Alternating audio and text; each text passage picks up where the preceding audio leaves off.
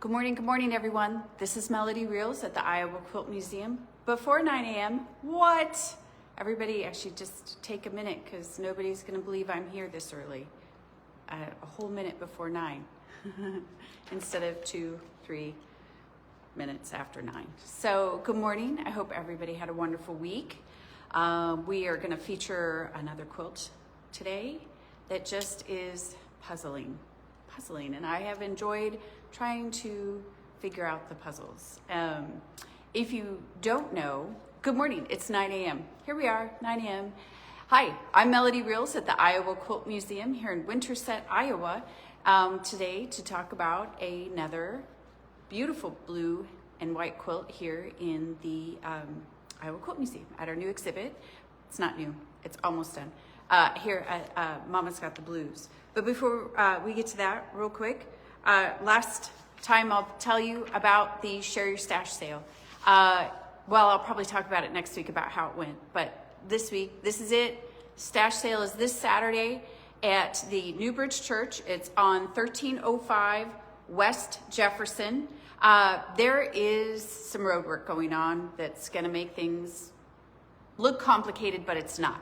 I'm gonna try to draw little maps that look like you could decipher them and show you how to get here. But if you're coming from the north, you're just gonna come right down on John Wayne Drive and take a right on Jefferson and take that all the way down to 1305. If you're coming from the west or the south, you're gonna come in on Summit and take a left on 16th Avenue. Don't pass up 16th Avenue. Take a left on 16th Avenue and then take a right on Jefferson, West Jefferson, and that'll take you to Newbridge Church. If you go any other way, it's kind of a mess. We're getting some new roads, so we're excited about that, and we're gonna be patient, and we are gonna be kind to others and not get too frustrated. But Share Your Stash sale, we have so much stuff. We have so much stuff. Please come. I don't want to repack it. Please come. Please come. We have yarn, and we have fabric and fabric and fabric and more fabric, and as much fabric as we have books, and we have patterns, and we have so many things, notions and sewing machines and sergers. I think we have two AccuQuilts. So I heard from a quilt guild in Creston that's gonna come up, so I'm excited about that. Thank you for that. I just noticed my cousin's watching. That's kind of fun. Anyway, so this Saturday, please come. If you're a member of the museum, or even if your quilt guild is a member and you're not an individual member, but your quilt guild is a member of the museum, you get in for free at 8:30. Early entry at 8:30. If you're not a member and you're like, I don't want to miss whatever, I want to get first picks, but you're not a member, you can become a member or pay $10 and you can get in at 8:30. Otherwise, it's open 9:30 to 4 to the public, and come, and it's a lot of it is free will donation. Fabric is $5 a pound. We will start discounting things at 2 p.m. So you're like, oh, I'm not gonna make it early, and by the time I get there, everything will be picked over. Come at 2. Come after 2. Just come anyway. Come, please come. Please come. So that's this Saturday. We have 3 more weeks of this exhibit, and then it's gone. 3 more weeks and it's gone, and you're gonna be so sad that you missed it, because these quilts are nothing short of amazing. Truly amazing.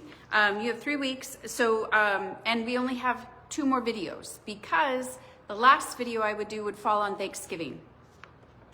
I probably won't be doing, I know I won't be doing a video on Thanksgiving. I will be stuffing my face, unbuttoning my pants, and laying on the couch is what my plan is for that Thanksgiving. So so next week I'll feature 2 quilts, and then on the 13th and on the 20th I'll do a recap of everything, and then the 27th is Happy Thanksgiving, and then this exhibit comes down after we close on the 30th. So that's a lot. I didn't think I was going to say a lot. It took about 4 minutes. Please come down. You won't regret it. I promise you. I promise you, you won't regret it. Okay, so Sylvia posted a quilt block on Monday and named that quilt block. And if you saw it and you guessed Ocean Wave, you would be correct. It is Ocean Wave. And sometimes finding history about quilt blocks is a little challenging. But I found a couple of good sites. And AI really quick told me that the ocean wave quilt block originated in the East Coast of the United States and gained popularity in the mid-19th century, especially around the 1870s, 1880s. It became a popular pattern as pioneers migrated westward, and the design was later redefined and popularized by Ruby McKim in the 1920s. The design traditionally used combination triangles to create a visually dynamic flowing pattern, often using fabrics like printed cottons and plain white cottons. And so obviously this is going to have is blue and white. Field Guide to Quilts.com did a little blurb. I love Field Guide to Quilts.com. I take it back. They will show you how the block is, what the block looks like.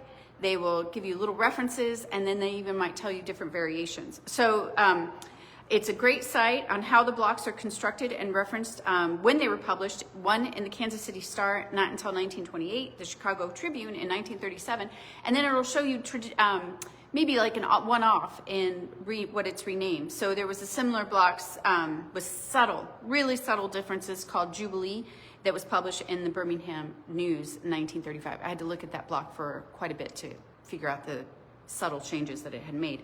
Also, DiscoveringVintage.com did an article by Sandra Starley in March of 2024, and she said the pattern initially appeared in about 1855 and was very popular in 1820 to 1920.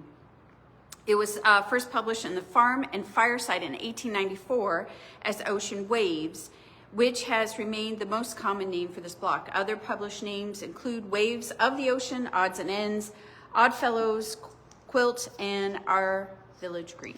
Okay, you're probably tired of seeing me, and you would like to see what the block and the quilt looks like. So let me turn you around. Boink. There you go. There is Ocean Waves.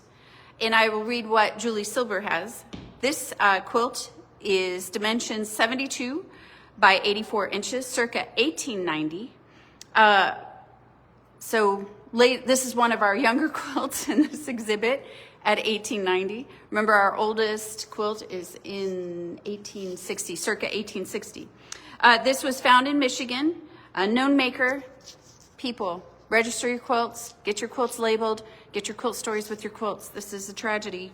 Lender is by Julie Silber. They say that the design got its name because it abstractly represents the movements of the sea. We can't know what the quilt maker had in mind, but the precision with which the Ocean Waves was cut and sewn and the tight, beautifully quilted cross-stitch designs suggest a very skilled and experienced needleworker with a flair of mathematics and a wish for perfection. And the quilting on this is nothing short of perfection. Don't get mad at public, but I don't have a glove. I did wash my hands. I will use my coat jacket to touch it if I go to, but I do want to flip it over so you can see the expert quilting on this quilt. Okay, so what's the block, right? That's the big question. Mary Ann Fons, if you all know Mary Ann Fons from Fons and Porter, she was here last night and we were talking about it, and she talked about how her and Liz did this more of a rectangle than a block when they constructed. And when I asked her, well, how do you think this was constructed? And I showed her what I thought was the quilt block. She said, I don't know. You just don't know. You just don't know how they pieced it. What was their technique? But all those white pieces in the center are solid. So let me take you off the stand. Can you see my hands? I'll take you off the stand and we'll take a closer look and we'll talk about those quilt blocks. So I think, my guess, is that the quilt block starts here and goes down to this point, and over and back. So she's got 2 rows of triangles and her solid piece in here. And you could see that she pieced these, the squares are solid, but the ends here are actually pieced. She said, what did she say? I think she said they did it in strips. Gosh, she's going to murder me if I don't get that right. Okay, maybe she won't murder me, but I feel like they did rectangles. I can't remember now. But she said they did it differently than what I had said. And when you look at the piecing in here, you can, well, actually that's the quilting. This is the quilting, and the quilting here and here. What I love is how she accentuates the center with these, with this grid pattern, but everything else has these lines, and she does it in all the solids, except for, you'll notice, in the points, because that's part of the wave, I guess. You know, and I love over here, it kind of gives this effect, well, more so on this side. Looks like a little wonky heart. She goes off to the side, but you'll see in the border here that she also did the diamond, the quilting instead of the, and I think it's in the blue. It's actually in the blue too. So okay, I'm going to use my sleeve and I'm going to flip it over. Okay, so you can kind of see her quilting here. This is the grid for the inside the white. You have the stripes across the quilting, and then the border here. All the same fabric. I didn't notice any different variations of fabric. Again, so that most likely means this fabric was, it wasn't scrap fabric. This was built, the fabric was purchased specifically for this quilt. So as a gift, I don't know, did they give it away? They put so much time and care in quilting this and piecing it. I mean, to get those points and get them lined up is just phenomenal, especially for the 1890s. I don't know when they started paper piecing. I don't know if this would be something you would paper. I don't know. You don't paper piece triangles, do you? I guess you could. I love the center here, and it kind of has like this pinwheel effect to it in the middle. So you always go. There's ocean waves. Circa 1890. I really, real quick, last week we talked about this quilt. Do you remember the feathered star? And after I talked about it, I took some photos to do a little promo video, and I noticed even more things. So real quick, I just want to point out her quilting here. See how she goes at a diagonal here on the bottom? Boop, boop, boop. In the middle, she does X's. And then when you go up to there, she does a diagonal going the opposite direction. And in the middle here, she did circles. Can you see that? She quilted circles in squares. So it's almost like hugs and kisses across the middle here. But when you come to the bottom, she's got the more, different quilting here and at the top. And I just thought that was really fascinating. And I was sad that I didn't point that out last week. So a little side note. Melody's ADD brain wanting to, just do that for you. Okay, I'm gonna put you back on the stand. You're a little higher today because my normal little cart is buried in the back with items from Share Your Stash Sale.